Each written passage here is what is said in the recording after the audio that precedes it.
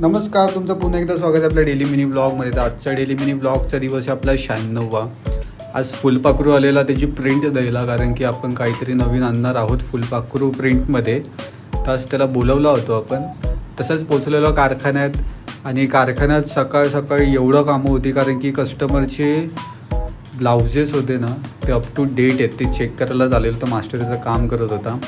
त्यानंतर इथे ताई बघा कशी आपली पटापट पॅकिंग करते कुर्त्यांची. त्यानंतर गेलो, दादा शिवत होता एक रेडीमेड ब्लाऊज, त्यासोबत त्यांची मस्ती एवढी चालू होती की विचारू नका.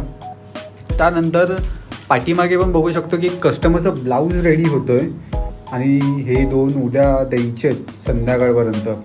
त्यानंतर पोचलो कुठे बघा, दादाकडे. दादा शिवतो एक आपला रेडीमेडचा गाऊन, कुठला तो ग्रीनवाला.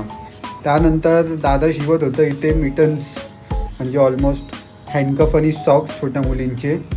त्यानंतर बाकी आपलं पाठच्या दादा काय ऐकत नाही, त्यांनी तर करच केलं आहे. 55 ब्लाउजेसचं टार्गेट ठेवलं आहे त्यांनी, आणि रोजचे 55 ब्लाउजेस काढतो. तर मॅडमनी काय केलं की पटकन गोल्डनच्या शेडमध्ये जेवढे ब्लाउजेस भेटत आहेत ना तेवढे काढून घेतले.